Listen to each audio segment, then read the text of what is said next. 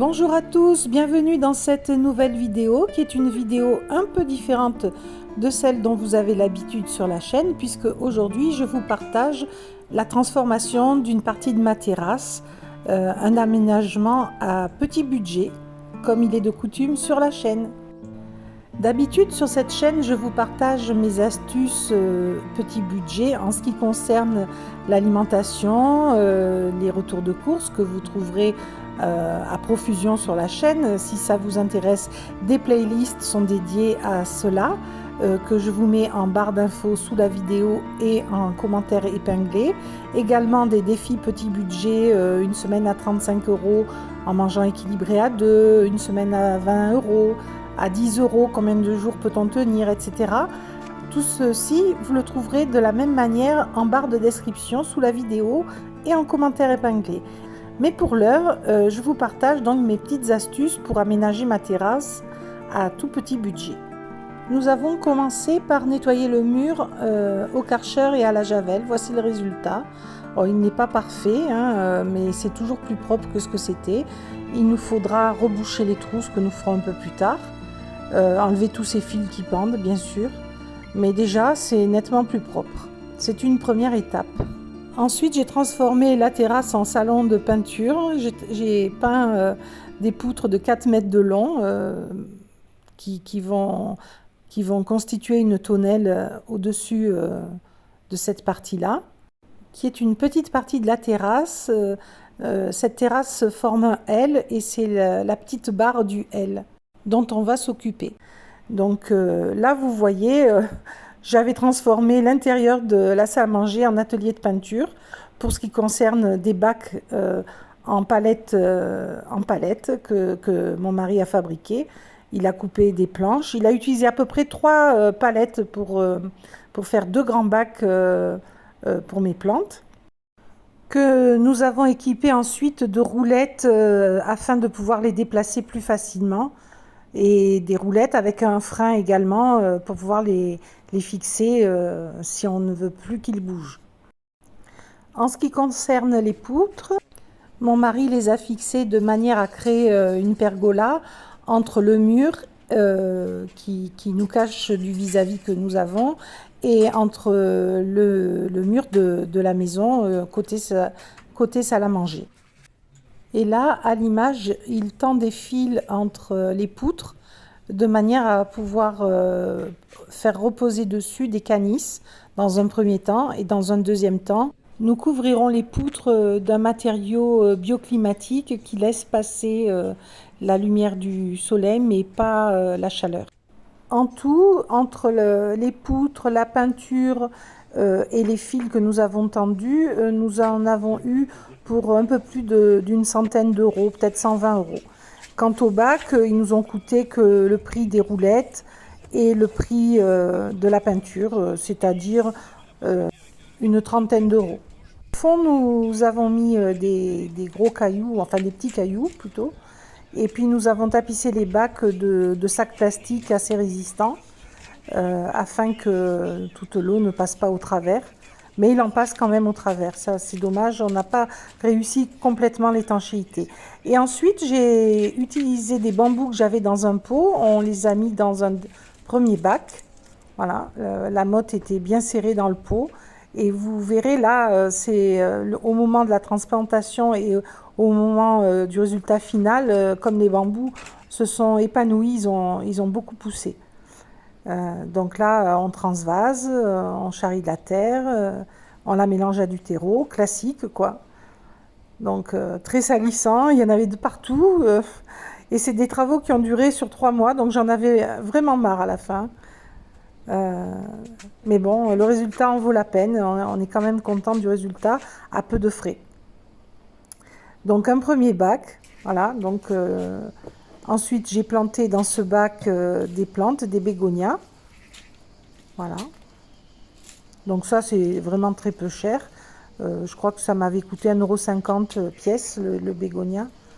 J'en ai mis 4 ici et je crois 6 dans l'autre bac. Mais je pense que déjà je vais déplanter les bégonias de ce bac parce que les bambous ont trop poussé. Et dans le bac suivant, en plus des bégonias, au centre, j'ai mis un rosier grimpant acheté chez Noz pour 1,70 €. Mais je pense qu'ils ont marqué dessus rosier grimpant, mais que c'est un rosier à couper. Et que le rosier grimpant, c'est celui que j'ai mis dans un pot. Je pense qu'ils se sont trompés. Donc c'est pas grave, hein, c'est même peut-être mieux comme ça. Donc voilà, des achats de plantes vraiment très peu chères dans des enseignes qui cassent les prix, hein, comme Noz. Les bégonias, quant à eux, je les ai achetés chez Lidl. Et les roulettes pour les bacs chez Action. Beaucoup de choses viennent de chez Action dans la déco, ainsi que de chez Centracor. D'ailleurs, j'ai fait une vidéo à ce sujet. C'est la dernière vidéo All Action et la précédente, je crois. Alors, comme vous pourrez le voir en plusieurs endroits à l'image, notre terrasse n'est pas carrelée. Ce sera l'objet de futurs travaux, normalement au mois de février prochain. C'est quelque chose que nous avons repoussé jusqu'à présent parce que la terrasse est grande, il y a beaucoup de surface et donc beaucoup de travail. Nos économies sont allées sur d'autres postes jusque-là, comme des panneaux solaires. Vous avez pu en voir un petit bout au-dessus du bureau, de la fenêtre du bureau, sur la partie basse. Et également, mon mari, cette année, en a mis sur toute la partie séjour. Je tiens à préciser qu'il n'est pas de la partie, hein. Tout ce qu'il fait, il apprend à le faire au fur et à mesure en faisant, mais il n'est absolument pas bricoleur à la base. Ici, dans le pot central, l'autre rosier acheté chez Noz, qui est censé être un rosier de fleurs à couper et qui en fait est grimpant. Voilà, ici on voit que là nous avions déjà bien avancé puisque mon mari avait posé toutes les couvertures de canis sur la pergola et ça nous couvre vraiment bien et ça protège du soleil en attendant que les glycines prennent le pas sur les canis, quoi. Et que petit à petit, on les enlève pour leur laisser de la place. Sauf sur la partie devant le bureau, qui, elle, aura ce dont je vous parlais tout à l'heure, une couverture bioclimatique. Voilà. Donc ici, on voit un peu les bacs terminés et l'ensemble. Alors ces grilles, je les avais accrochées au mur, je les ai rassemblées dans un seul bac, les grilles avec les petits oiseaux, afin que le rosier commence à grimper dessus. Mais bon, s'il n'est pas grimpant, ça ne servira à rien d'autre qu'à faire joli, quoi. Voilà, là je vous montre que le haut est ouvert, il y a un vis-à-vis, et c'est pourquoi j'ai acheté des sets de table chez Centracor et que je vais découper, coller et fixer avec des agrafes sur les poutres afin de camoufler ce petit vis-à-vis. Voilà, on voit les roulettes des bacs achetés chez Action. Ici, au-dessus de la palissade que nous avions installée au tout début de notre aménagement dans la maison, on voit qu'il y a un grillage, un espèce de grillage à poules, au travers duquel nous avons également un vis-à-vis. Et j'ai acheté pour le camoufler de la fausse végétation que vous verrez plus tard installée à cet endroit-là. Sur cette partie, on voit également des treillis en bois blanc que nous allons modifier par la suite. Là, je vous montre la perspective de l'autre bout de la terrasse qui fait 12 mètres de long sur 3 mètres de large. Et là, progressivement, je me retourne sur la partie sur laquelle nous travaillons qui fait 3,80 m de large sur 6 mètres un peu plus de long. Donc c'est cette partie dont nous nous occupons. Là vous voyez un lierre qui est dans un pot que je vais garder parce que je trouve que ça fait joli et il meuble le coin. Derrière nous voyons deux glycines, une plus claire que l'autre. Et on a vu à nouveau le grillage à poules dont il faut combler les trous. Là il y a un chat, c'est Mary qui est toujours avec moi. Et je vais enlever beaucoup de tous les pots qu'on voit qui attirent les moustiques, qui n'apportent rien spécialement, quoi. Il n'y a rien de très joli là-dedans. Donc tout ce que je peux, je vais aller le planter ailleurs et je vais enlever la majeure partie des pots. Voilà, ici on voit les bacs. Et donc je m'emploie, comme je vous l'ai dit tout à l'heure, à découper ces sets de table trouvés chez Centracor qui ont la spécificité d'être plastifiées et de ressembler à de la toile de jute un peu, ou de la toile de lin, je ne sais pas comment dire, enfin, on dirait qu'ils sont tissés. Donc ils sont très jolis et je les découpe en 3 morceaux. Et ces bandes, je vais en associer certaines entre elles pour faire des plus longs morceaux avec le pistolet à colle. Et je vais aller les agrafer là où nous avons du vis-à-vis en hauteur. Ainsi, comme ils sont imperméables, ils résisteront aux pluies. Et puis, ils sont quand même résistants. Je pense qu'ils résisteront aux UV quelque temps. Le temps que nous finissions d'aménager et que les glycines se développent. Ensuite, j'ai agrafé ces bandes comme j'ai pu au niveau des poutres. Et chaque fois que j'avais un petit rebord, quelque chose à quoi m'accrocher. Mais ça n'a pas été très simple. Il a fallu aussi que je fasse des découpes parce qu'il y avait des aspérités, des fils, mais bon, rien d'insurmontable. Là je fixe 2 bandes entre elles pour faire une plus grande longueur et je retourne les fixer. Et au final, je suis assez satisfaite du résultat parce que ces bandes ne se remarquent absolument pas une fois que nous sommes au niveau du sol. Et elles remplissent parfaitement la fonction de nous cacher du vis-à-vis. Ensuite, nous avons enlevé tous ces pots de fleurs qui étaient inutiles. Et j'ai bien nettoyé la terrasse, qui en avait bien besoin après tous ces travaux. J'ai gardé cependant une statuette, quelques pots de fleurs. Hein. J'ai pas tout enlevé, mais tout ce qui encombrait plus que ne décorait. Et ensuite, nous sommes attelés à rénover le treillis blanc là que nous venons de voir, qui est au-dessus du rosier. Voilà, on en accumule des cochonneries au fil des ans, des ciboulettes fanées, des pieds de menthe aussi plus ou moins fanés, des vieilleries cassées. Tout ça est parti à la déchetterie.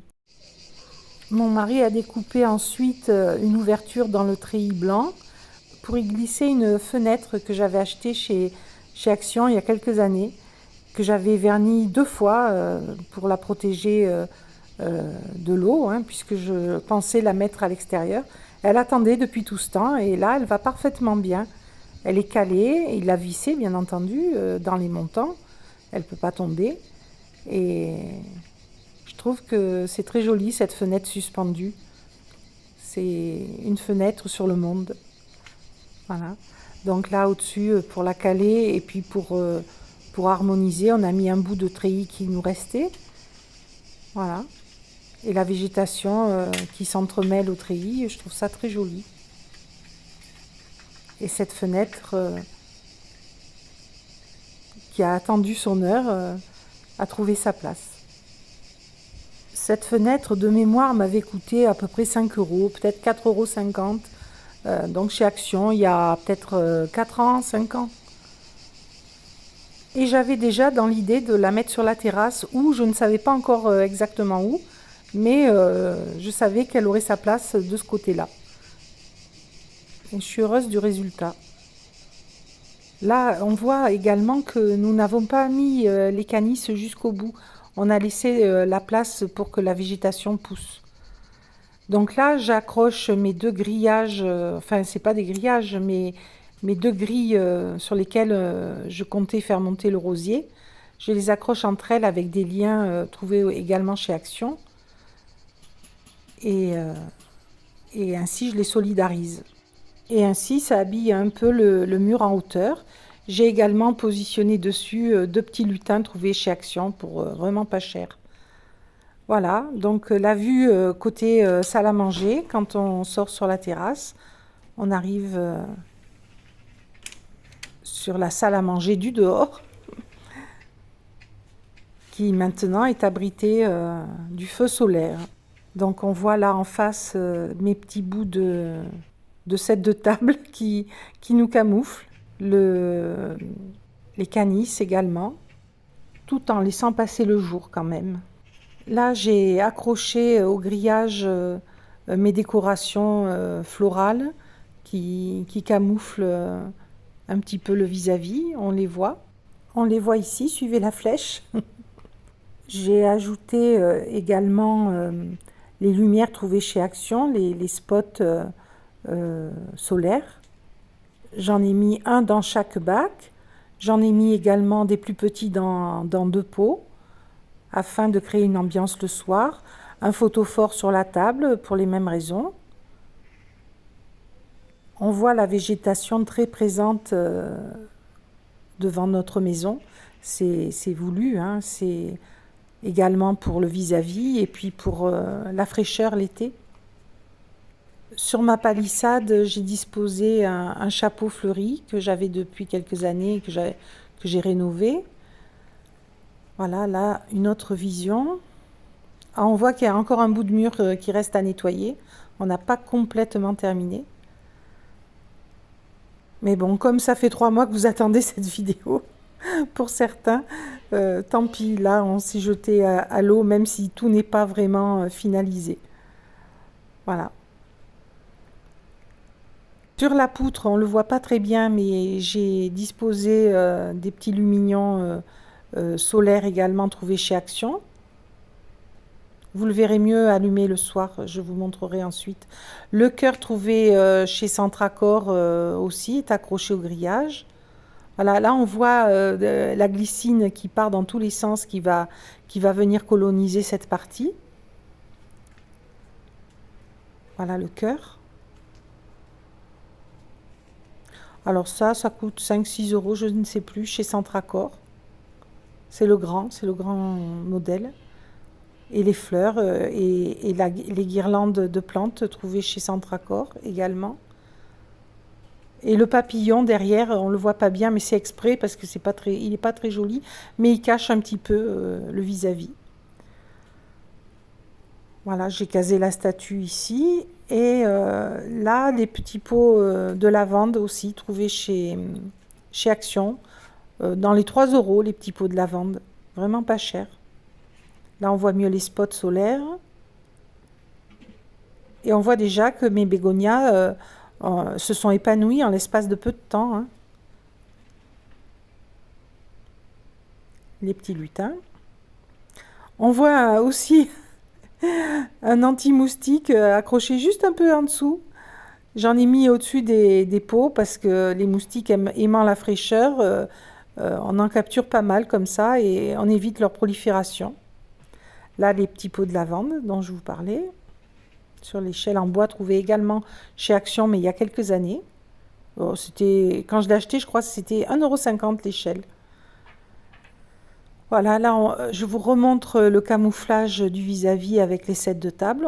Ça ne se remarque pas, ça se fond avec les canisses. Et on voit à quel point le bambou a grossi déjà. Il a fait plein de nouvelles tiges. Donc je vais déplanter les bégonias et les mettre dans une autre plate-bande et laisser le pot entièrement au bambou.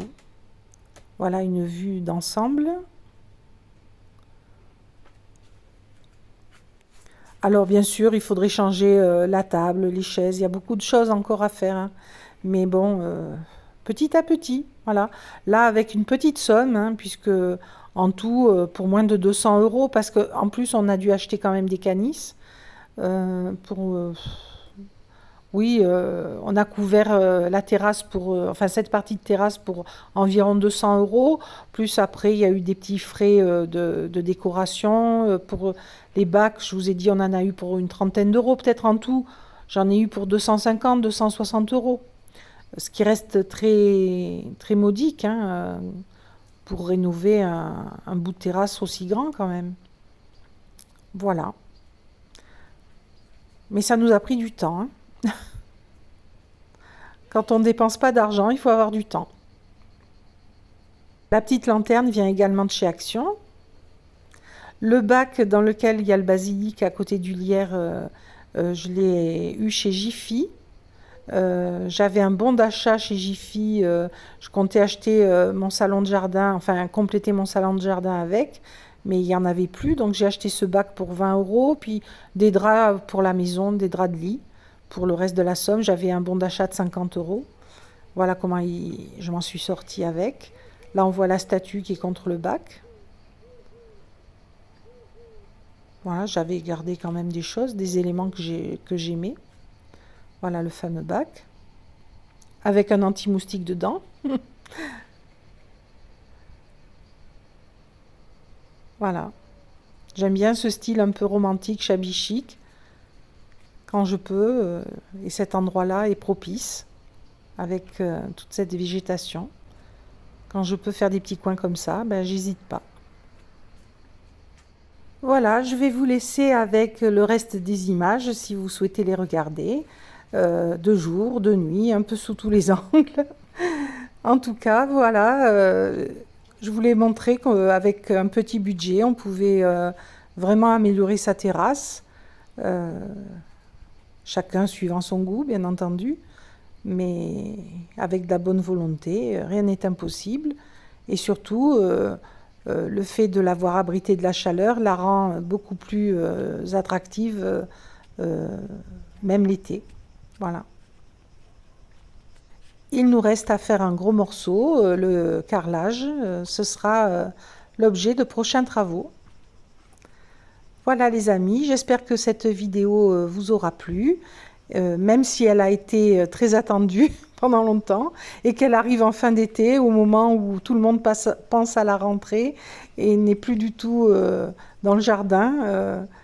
Eh bien, je suis désolée, on a mis beaucoup de temps à tout faire, on a eu beaucoup de contretemps. Dont un gros dont je vous parlerai prochainement dans la FAQ qui suivra dans peu de temps. Ne vous inquiétez pas, je ne l'ai pas oublié. Voilà, je vous dis à très bientôt dans une prochaine vidéo. Je vous laisse avec les images. Au revoir.